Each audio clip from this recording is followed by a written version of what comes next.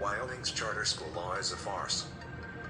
Wyoming's professed purpose of its charter school statutes is to provide opportunities for teachers, parents, pupils, and community members to establish and maintain schools that operate independently from the existing school districts. Wyoming's charter school legislation gives the appearance of expanding school choice and school charters, but the reality is far different. In Wyoming, there are two authorizers that may review and approve applications for the establishment of new public charter schools. The first entity that is permitted to authorize a charter school is the local school district board. You heard that correctly. If you feel like your school district is not educating your child or is educating them in all the wrong ways, you must ask that same school district for permission to establish a public charter school. For obvious reasons, this procedure is flawed. The second entity that may legally authorize a charter school is the State Loan and Investment Board, or SLIB. This is a board made up of the Governor, Secretary of State, Auditor, Treasurer, and the Superintendent of Public Instruction. The SLIB is only permitted to authorize 3 charter schools, and has done so by approving Casper Classical Academy in Mills, Cheyenne Classical Academy, and Prairie View Community School in Chugwater, with all hoping to open their doors in August of 2023. Before the SLIB may authorize more than these 3 charter schools, Wyoming statutes require an extended journey through a tangle of bureaucratic nightmare with no known end in sight. Before additional charter schools may be approved by the SLIB, the State Superintendent of Public Instruction must review the impacts and benefits of charter schools and provide a report to the Joint Education Interim Committee recommending that additional charter schools should be authorized, and then the legislature must repeal portions of the existing legislation before additional charter schools can be authorized. Here's what that means for you. This means a minimum of 2 to 3 years of operational charter schools to generate sufficient data, followed by a year for generating reports and presenting to the Joint Education Interim Committee, followed by a year for legislative repeal of the 3 charter schools limit.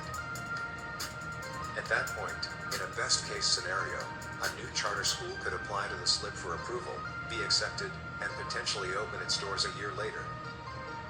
At best, that is at least 5 more years before any new public charter schools will be approved and opened. And that is only if the single individual that is state superintendent at that time supports the expansion of charter school rights, and if the SLIB at that time concurs, and if the legislature at that time has the will to further enact school choice. Even though the legislation states that we are getting opportunities for schools that operate independently from the existing school districts, it is all a farce. What we are really getting is delay, followed by more delay, followed by an ambiguous approval process that depends on the personal whims of only a handful of elected and appointed government officials. Our elected representatives need to act now to truly enable school choice within Wyoming. Until we have true school choice, we will be forced to send our children into schools that fail to achieve passable proficiency for reading and mathematics. And parents will continue to have no options regarding the curriculum or ideologies that are being taught to their children. Contact your legislator now. Ask for true school choice, charter schools, educational vouchers, etc. Ask that the limit of 3 charter schools be raised to 10, or 1 per county, or 1 per school district. Ask for a real opportunity for choice in education. Ask that the legislation be changed now. Our children are struggling. We can't wait 5 years to hope for a better world for our children. We need educational choice now. Act now. Legislation must be proposed before January 25th if it is to have any real chance of getting enacted during this year's legislature.